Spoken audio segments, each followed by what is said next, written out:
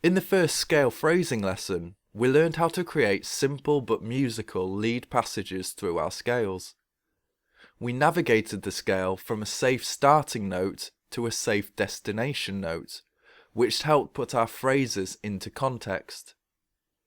These safe resting tones were based around the major or minor triads, depending on which scale we were using.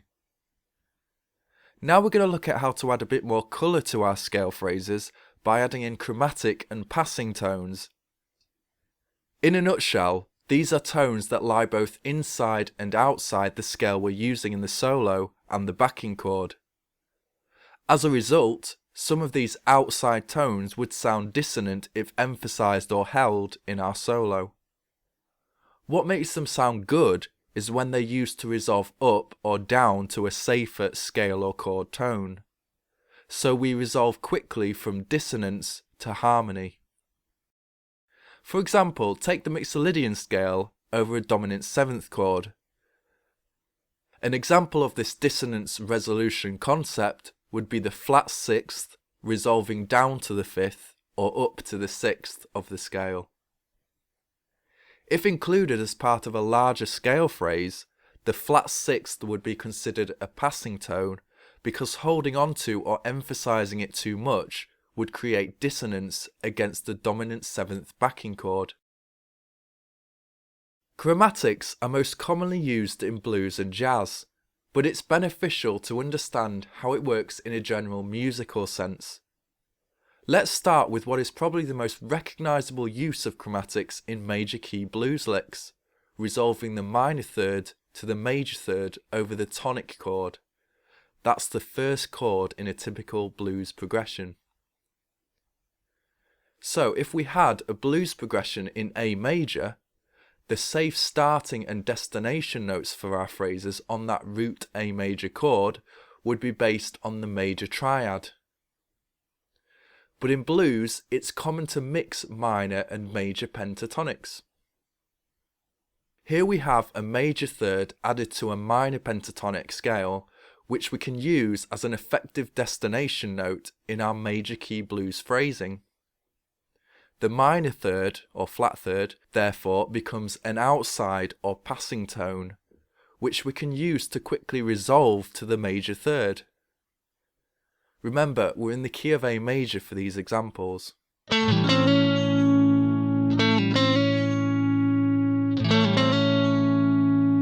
make the resolution smoother, I hammer on from the minor third to the major third. We can also add in the 4th, another passing tone over major chords, although this time it's inside the scale, but we can still use it to enhance this resolution effect.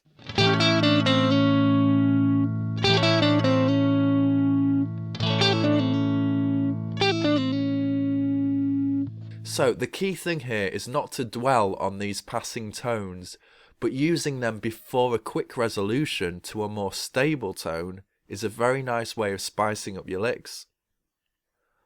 Also common as part of pentatonic licks is the use of the flat 5th or blue note, which is also a chromatic passing tone that tends to be resolved quickly, either up to the 5th or down to the 4th.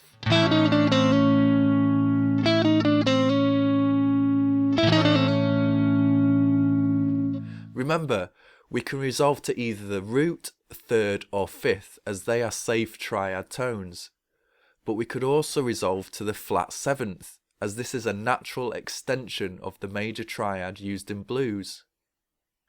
The flat 5th also works as part of an extended, unresolved sequence of tones, like in this example, but because we have those stable starting and destination notes, the chromatic tones blur into the context of the larger phrase.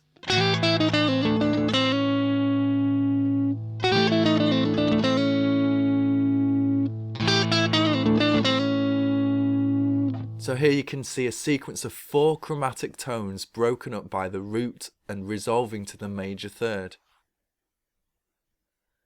So what would otherwise be quite jarring, dissonant tones over our major backing chord suddenly become a natural part of the flow of our phrase. This is why it was so crucial for you to learn about starting and destination notes in the first part.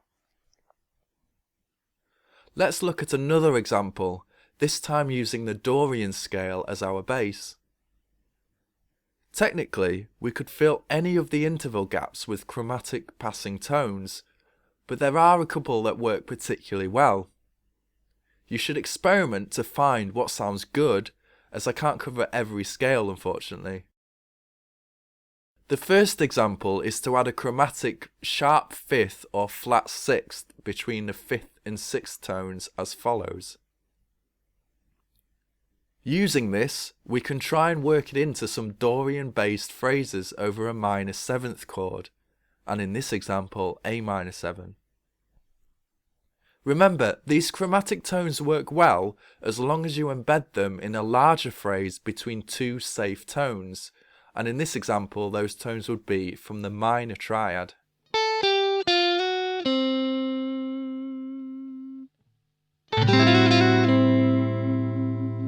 In that example, I used a double slide from the flat sixth to the sixth to slur or smooth out this resolution. We could also pass straight through the chromatic flat sixth tone in a linear sequence as follows.